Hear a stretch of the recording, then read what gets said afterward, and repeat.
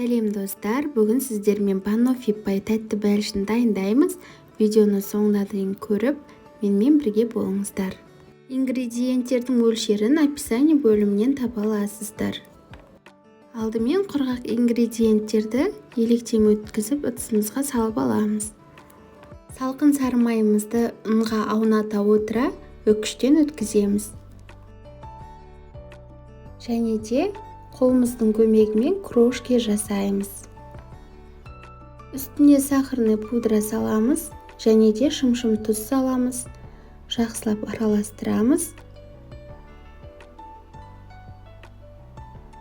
Үстіне бір тал жұмыртқамызды салып, жақсылап араластырып, қамыр елейміз. Қамырды пакетке салып, 30 минутқа холодильникке қоямыз. Қамырымыз дайын болғанша банандарды бөлшектерге бөліп дайындап қоямыз. Қамырымыз дайын болған соң пергамент төселген формаға жан-жағын майлап, ішіне жайғастырамыз. Және де бортик жасаймыз. Бортиктеріміз орташа қалыңдықта болуы керек. Видеода түсінікті әрі нақты көрсетілген, видеодағыдай жасаймыз.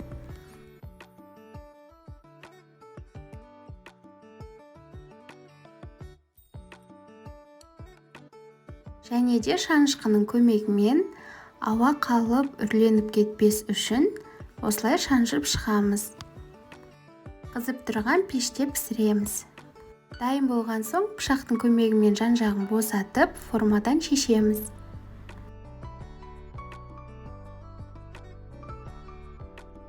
Үстіне вареный сгущенкамызды салып, жақсылап бетіне жағып шығамыз.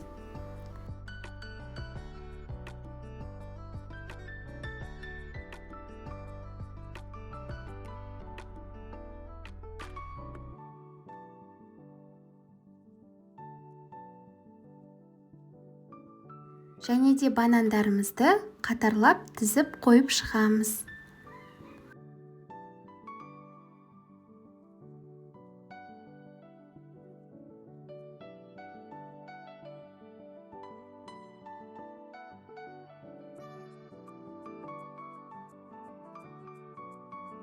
Енді бетіне крем дайындаймыз.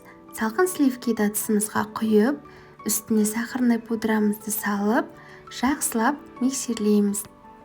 Сливки міндетті түрде салқын болуы керек. Бізде осындай қоюлықтағы крем шығады.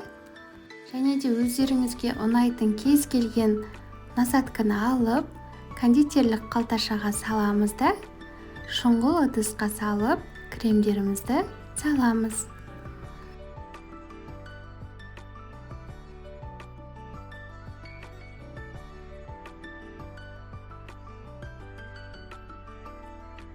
Бәлішіміздің бетіне видеода көрсетілгендей етіп, кремдерді салып шығамыз.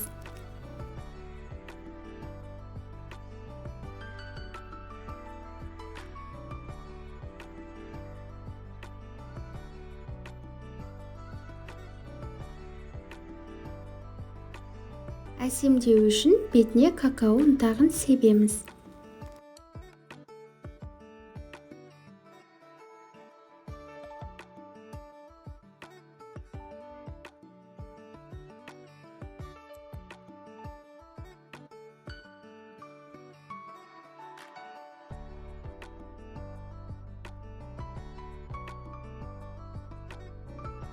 Және де қалауларыңыз бойынша кез келген жеміс-жидектермен әрлесеңіздер болады. Тәтті бәлішіміз дайын болды. Жасап көруге кеңес беремін. Және де менің арнама тіркеліп, колокольчикті басып, комментарий жазуды ұмытпаңыздар. Назарларыңызға рахмет. Сіздермен болған Дәметкен.